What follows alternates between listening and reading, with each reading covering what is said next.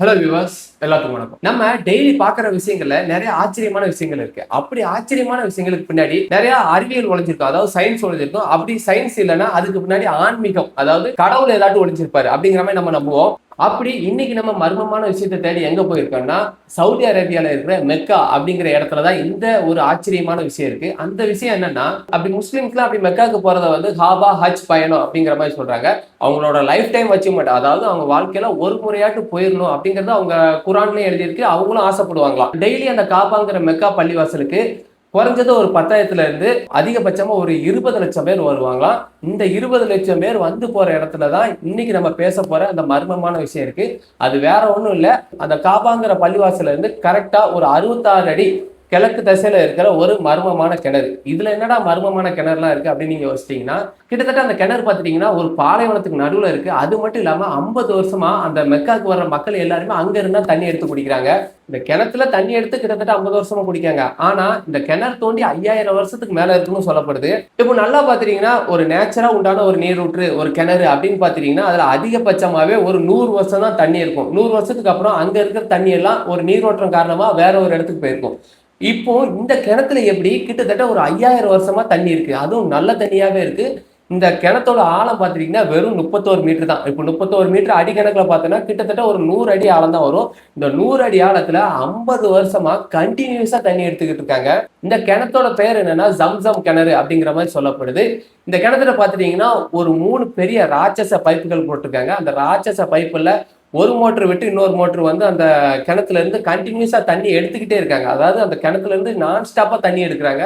ஒரு நாளைக்கு பாத்துட்டீங்கன்னா 20 லட்சம் லிட்டர் தண்ணி எடுக்கிறாங்களாம். ஆனா அந்த 20 லிட்டர் தண்ணி எடுத்தாலுமே 1 இன்ச் லெவல் கூட அந்த கிணத்துல தண்ணி குறையவே குறையாதான். கேட்கறதுக்கு ஆச்சரியமா இருக்குல்ல. இந்த ஜம்சம் கிணத்துல இருந்து தண்ணி எடுக்கிறதா இந்த மெக்கா பயணத்துக்கு வர்ற இந்த காபா பள்ளிவாசலுக்கு வர்ற மக்கள் வந்து தண்ணி குடிக்கிறதா இருக்கட்டும், இந்த பாலைவனத்தை சுத்தி இருக்கிற அந்த ஒட்டகங்கள் தண்ணி குடிக்கிறதா இருக்கட்டும், ஏன் 80% சவுதி பீப்புள்ஸ் வந்து இந்த ஜம்சம் கிணத்து தண்ணியை நம்பிதான் இருக்காங்களாம். இந்த டைம்ல எல்லாத்துக்குமே ஒரு கொஸ்டின் உண்டாகும், அது எப்படி அந்த 31 அடி ஆழம் உள்ள ஒரு கிணத்துல டெய்லியுமே 20 லட்சம் லிட்டர் தண்ணி எடுக்காங்க. அது மட்டும் இல்லாம கிணத்தை சுத்தி எந்த பாத்தீங்கன்னா எந்த அருவியும் இல்ல, ஆறும் இல்ல, நீரோட்டமும் இல்ல, குளமும் இல்ல, எதுவுமே இல்ல. ஆனா சுத்தி கித்தி பாத்தீங்கன்னா இந்த ஒரு கிணறு தான் இருக்கு. இந்த ஒரு கிணறுமே 31 அடி ஆழம் தான், அதாவது 100 அடி ஆழம் தான். இந்த 100 அடி ஆழத்துல ஒரு நாளைக்கு 20 லட்சம் லிட்டர் தண்ணி எடுக்காங்க. இவ்வளவு எடுத்தாலுமே அதுல 1 இன்ச் தண்ணி கூட அந்த லெவல் வந்து குறையவே குறையாதான். இப்பேற்பட்ட இந்த பாலைவனத்துக்கு நடுவுல எப்படி இந்த ஜம்சம் கிணறு உண்டாச்சு, அதுவும் இவ்வளவு ஒரு தண்ணி இருக்கிற ஒரு கிணறு எப்படி உண்டாச்சு? இந்த ஜம்சம் கிணத்துல எப்படி ஒரு நாளைக்கு 20 லட்சம் லிட்டர் தண்ணி எடுக்கிறாங்க பாத்தீங்கன்னா, கிங் அப்துல்லா வாட்டர் கம்பெனி அப்படிங்கிற கம்பெனி ஒரு நாளைக்கு 2 லட்சம் பாட்டில் தயாரிக்கிறாங்க. அந்த 2 லட்சம் பாட்டிலுக்கு ஒரு பாட்டிலுக்கு சராசரியா 10ல இருந்து 11 லிட்டர் வரைக்கும் தண்ணி நிரப்புறாங்க. இப்ப நல்லா கணக்கு பாத்தீங்கன்னா 2 லட்சம் இன்ட்டு 10, 20 லட்சம் லிட்டர் இந்த ஜம்சம் கிணத்துல இருந்து ஒரு நாளைக்கு தண்ணி எடுக்கிறாங்களாம். அது மட்டும் இல்லாம 80% சவுதி மக்கள் வந்து இந்த கிணத்து தண்ணியை நம்பி மட்டும்தான் இருக்காங்க. சரி, இந்த கிணத்தோட ஆழம் எப்போ கண்டுபிடிக்கப்பட்டுச்சுன்னு பாத்தீங்கன்னா, அதிகப்படியான மெக்காவுக்கு வர்ற மக்கள் இந்த கிணத்துல இருந்து தண்ணி எடுத்து குடிக்கிற பார்த்தா இந்த ஒரு யூரோப்ல இருக்கிற ஒரு வாட்டர் ரிசர்ச் கம்பெனி என்ன பண்ணாங்கன்னா, இந்த கிணத்துல இருந்து அதிகப்படியான மக்கள் வந்து தண்ணி எடுத்து குடிக்கிறாங்க. ஆனா அந்த தண்ணி வந்து சுத்தமா இருக்கா இல்லையாங்கிறது யாருக்குமே தெரியாது. அதனால உள்ள இருக்க தண்ணியில ஒரு வாட்டி வெளியே எடுத்துரும், மறுபடியும் தன்னால ஊறிடும். அதுக்கப்புறம் இந்த தண்ணியெல்லாம் மக்கள் குடிக்கட்டும் அப்படின்னு சொல்லிட்டு சவுதி கவர்மெண்ட் இந்த யூரோப்பை சேர்ந்த இந்த வாட்டர் ரிசர்ச் கம்பெனி வந்து ஒரு டிமாண்ட் வைக்கிறாங்க. அதையும் வந்து சவுதி கவர்மெண்ட் அப்ரூவ் பண்ணியிருந்தாங்க. சரி, நம்ம வந்து செக் பண்ணிக்கலாம், தண்ணி வந்து குடிக்கிறதுக்கு நல்ல தண்ணியா, மக்களுக்கு ஏத்த தண்ணியா, ஏன்னா நிறைய பேர் வந்துட்டு போறாங்க, நல்ல தண்ணியா குடிக்கணும். ஏன்னா ஹஜ் பயணத்துக்கு வந்துட்டு போற மக்கள்லாம் அவங்க வந்து ஒரு புனிதத்தை தேடி வரவங்களுக்கு நம்ம ஒரு புனிதமான தண்ணியை கொடுக்கணும் அப்படின்னுட்டு அதுக்கு ஓகே சொல்லிட்டு அந்த யூரோப்பை சேர்ந்த அந்த வாட்டர் ரிசர்ச் கம்பெனி என்ன பண்றாங்கன்னா 15 நாள் கண்டினியூஸா அந்த கிணத்துல இருக்க தண்ணியை வந்து வெளியே எடுக்கிறதுக்கு ட்ரை பண்றாங்களாம். அந்த 15 நாள்ல பாத்தீங்கன்னா கிட்டத்தட்ட 7.5 கோடி லிட்டர் தண்ணி வந்து வெளியே எடுத்தாங்களாம். வெளியே எடுத்ததுக்கு அப்புறம் பாத்தீங்கன்னா அந்த கிணத்துல இருந்து 1 இன்ச் தண்ணி கூட குறையலையா. அதாவது அந்த கிணத்தோட லெவல் எந்த லெவல்ல வந்து அதை ஸ்டார்ட் பண்ணாங்களோ அதே லெவல்ல தான் இருந்துச்சு. சரி, இந்த தண்ணியை உள்ள இருக்கிற தண்ணியை நம்மளால வெளியே எடுத்து மறுபடியும் ஃபில் பண்ண வைக்க முடியாது. அதனால உள்ள இருக்கிற வாட்டர் சாம்பிள் எடுத்துட்டு நம்ம ரிசர்ச் பண்ணி பார்க்கும், இது வந்து குடிக்கிறதுக்கு நல்ல தண்ணி தானா இல்லையா அப்படிங்கிற மாதிரி பார்க்கும்போதுல இதுல அதிகப்படியான கால்சியம், மெக்னீசியம், அதுக்கப்புறம் வாட்டர் பாட்டில்ஸ் அடைக்கிறாங்களா, அதுல வந்து எக்ஸ்ட்ராவா வந்து குளோரின் ஆட் பண்ணுவாங்க. குளோரின் ஆட் பண்ணா அதுல இருக்க பாக்டீரியாஸ்லாம் அழிஞ்சு நம்மளுக்கு குடிக்கிறதுக்கு இன்னுமே நல்ல தண்ணியா கிடைக்கும். இது வந்து நேச்சராகவே பார்த்துட்டீங்கன்னா அந்த தண்ணியில வந்து குளோரின் இருக்குதா, கால்சியம் இருக்குதா, மெக்னீசியம் இருக்குதா,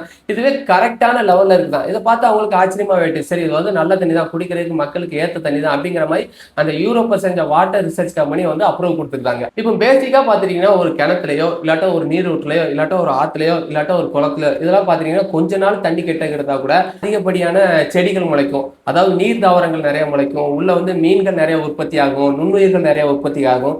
ஆனா இந்த கிணத்துல பாத்தீங்கன்னா 50 வருஷமா தண்ணி எடுக்கிறாங்க, அதுல ஒரு சின்ன பாசி கூட இல்ல, சின்ன செடி கூட முளைக்கல, ஏன் ஒரு சின்ன மீன் அந்த மாதிரி எதுவுமே இல்லையா. இது கேட்கறதுக்கு இன்னுமே ஆச்சரியமா தான் இருக்கு. சரிப்பா, இப்ப நம்ம குடிக்கிற மாதிரி இருக்கிற தண்ணியில ஒரு செடியோ இல்லாட்ட பாசியோ இல்லாட்ட மீனோ வளர்ந்தாதான் நல்ல தண்ணி. அப்ப அந்த சம்சம் கிணத்துல இது எதுவுமே இல்ல, அப்புறம் எப்படி நல்ல தண்ணி பாத்துட்டீங்கன்னா சவுதி அரேபியால மட்டும் இல்ல, வேர்ல்டுலே கம்பேர் பண்ணும்போது இந்த தண்ணி வந்து ரொம்பவே குடிக்கிறதுக்கு நல்ல தண்ணி அப்படிங்கிற மாதிரி சொல்லப்பட்டிருக்கு. இப்ப அது மட்டும் இல்லாம இப்ப நம்ம ஒரு பெட்டி கடையிலயோ இல்லாட்ட ஒரு கடையிலயோ வாங்குற வாட்டர் பாட்டில்ஸை நம்ம திறக்காமோ இல்லாட்ட திறந்தோ இப்போ வருஷ கணக்குல ஒரு இடத்துல கொண்டு வச்சிட்டோன்னா ஒரு 9 வருஷம் கழிச்சோ இல்லாட்டா ஒரு மாசம் கழிச்சோ பாத்துட்டீங்கன்னா அதுல வந்து சின்ன சின்ன புழு உண்டாயிருக்கும், அது வந்து ரொம்ப பாசியா இருக்கும், திறந்து பார்த்தாலே கெட்ட வாடை அடிக்கும். ஆனா இந்த சம்சம் தண்ணியை ஒரு பாட்டில் அடைச்சி எத்தனை வருஷம் கழிச்சு வச்சு அதை திறந்து பார்த்தாலும் அந்த தண்ணி வந்து குடிக்கிற மாதிரி இருக்குமா, குடிக்கவும் செய்யலாம் அப்படிங்கிற மாதிரி சவுதி மக்கள் சொல்றாங்க.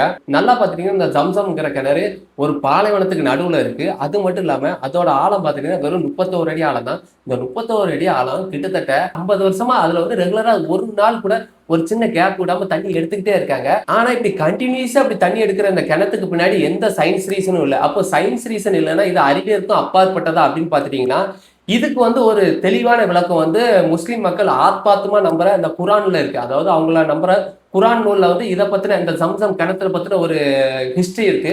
அந்த ஹிஸ்டரி என்னன்னா, இன்னைக்கு மெக்கான்னு சொல்லப்படுற இந்த பள்ளிவாசல் அன்னைக்கு பாலைவனமா இருந்துச்சு. அந்த பாலைவனத்துல கிங் இப்ராஹிம் என்ன பண்றாருன்னா அவரோட ஒய்ஃப் ஆஜர், அது மட்டும் இல்லாம அவங்களோட கை குழந்தை இஸ்மாயில், இவங்க 2 பேர்த்தையும் அந்த பாலைவனத்துல விட்டுட்டு அவர் மறுபடியும் வீட்டுக்கு போயிடுறாரு. அது வந்து எதுக்காகனா கடவுளின் கட்டளையின் படி, அதாவது கடவுள் இப்படி விடுறன்னு சொல்லியிருக்காரு. அதே மாதிரி விட்டுட்டு, அதாவது அவங்க ஒய்ஃபையும் அவங்க குழந்தையும் விட்டுட்டு கிங் இப்ராஹிம் அவர் வீட்டுக்கு போயிடுறாரு. இப்போ அவங்க ஒய்ஃப் ஆஜர் என்ன பண்றாங்கன்னா அவங்க கிட்ட இருந்த தண்ணி அதுக்கப்புறம் சாப்பாடு எல்லாமே கொஞ்ச நேரத்துக்கு அப்புறமா காலியா போயிடுது. ஏன்னா கை குழந்தை வச்சிருக்காங்க, காலியா போயிடுது. அவங்க கிட்ட இப்போ குடிக்கிறதுக்கு தண்ணி இல்லை. அதனால என்ன பண்றாங்கன்னா இஸ்மாயில ஒரு இடத்துல அந்த மண்ணில் வச்சுட்டு அதுக்கப்புறம் அவங்க என்ன பண்ணியிருக்காங்கன்னா பக்கத்துல ஒரு மலைகள் இருக்கு, அந்த மலைகளை 7 வாட்டி ஏறி இறங்கியிருக்காங்க அங்க எதுவும் தண்ணி கிடைக்குமா அப்படிங்கிற மாதிரி. ஆனா ஒரு சொட்டு தண்ணி கூட கிடைக்கல. இப்போ இஸ்மாயிலால தண்ணி தாங்க முடியல, ஏன்னா அவன் வந்து ஒரு சின்ன குழந்தை.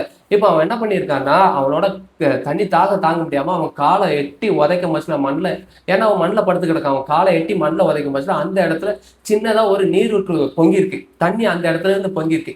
இப்போ ஆஜரோ இஸ்மாயிலோ அந்த தண்ணி எடுத்து குடிச்சிட்டு அவங்களுக்கு தேவையான தண்ணி குடிச்சு முடிச்சதுக்கு அப்புறம் என்ன பண்ணியிருக்காங்கன்னா ஆஜர் வந்து அந்த மலைப்பகுதியில சரியா நிறைய பாறைகள் இருக்கலாம், அந்த பாறைகளை எடுத்து சுத்தி அடுக்கி அந்த தண்ணி வந்து வெளியே வராத அளவுக்கு அந்த இடத்த அடக்கி வச்சிருக்காங்க. இன்னொன்னு ஹிஸ்டரி என்ன சொல்லப்படுதுன்னா குரான்ல அன்னைக்கு மட்டும் ஆஜர் மட்டும் அந்த பாறைகளை எடுத்து அந்த ஒரு கிணறு மாதிரி கட்டலன்னா இன்னைக்கு பூமியே இருந்திருக்காது. அந்த அளவுக்கு பூமி ஃபுல்லா தண்ணியிலே நிறைஞ்சிருக்கும், அந்த அளவுக்கு அதுல இருந்து வெளியே வந்த தண்ணிகள் இருக்கும் அப்படிங்கிற மாதிரி சொல்லப்படுது. இப்படியே ஒரு ஹிஸ்டரி இருக்கு. அப்படி என்னைக்கு இஸ்மாயிலால அந்த கிணறு தோண்டப்பட்டுச்சோ அன்னையில இருந்து இன்னைக்கு வரைக்கும் 5000 வருஷமா அந்த கிணத்துல 1 இன்ச் லெவல் கூட தண்ணி குறையல அப்படிங்கிற மாதிரி சொல்றாங்க. இப்படி இந்த இஸ்லாம் மதத்துல இருக்க இந்த ஜம்சம் கிணறை பத்தி தெரிஞ்சதுக்கு அப்புறம் எனக்கு இஸ்லாம் மதத்துல இன்னும் நிறைய விஷயங்களை பத்தி தெரிஞ்சுக்கணும் அப்படிங்கிற மாதிரி எனக்கு ஒரு ஆசை வந்துச்சு. எது எப்படியோ இந்த பாலைவனத்துல இருக்கிற 31 மீட்டர் ஆழமுள்ள இந்த ஜம்சம் கிணறு நிறைய மர்மமான விஷயங்களை உள்ளக்க இன்னமும் வச்சிருக்குன்னு தான் சொல்லப்படுது. ஸோ ஃப்ரெண்ட்ஸ், இந்த கிணத்தை பத்தின விஷயம் உங்களுக்கு பிடிச்சிருந்துச்சுன்னா இந்த வீடியோக்கு ஒரு லைக் போடுங்க, கமெண்ட் பண்ணுங்க, உங்க ஃபேமிலி அண்ட் ஃப்ரெண்ட்ஸ்க்கு ஷேர் பண்ணுங்க. இந்த மாதிரி இன்ட்ரெஸ்டிங்கான விஷயம் வேற என்னெல்லாம் பேசலாம் அப்படிங்கிறதையும் யோசிச்சு கமெண்ட் செக்ஷன்ல கமெண்ட் பண்ணுங்க. அதே பார்த்து உங்களுக்காக ரிசர்ச் பண்ணி ஒரு வீடியோ மாதிரி போடலாம். நீங்க இந்த கிணத்தை பத்தி என்ன நினைக்கிறீங்க? இதுக்கு பின்னாடி என்ன ரீசன் இருக்கும்? இப்படி 5000 வருஷமா தண்ணி கண்டினியூஸா கிடைச்சிட்டு இருக்கு, இதுக்கு பின்னாடி என்ன ரீசன் இருக்கும் அப்படிங்கிறது உங்களுக்கு தெரிஞ்சாலும் கமெண்ட் செக்ஷன்ல தயங்காம கமெண்ட் பண்ணுங்க. அடுத்த ஒரு இன்ட்ரெஸ்டிங்கான சயின்ஸ் ஃபேக்டோ ஹிஸ்டரியோ இல்லாட்டா வந்து மிஸ்டீரியஸான விஷயங்களை பத்தி பேசலாம்.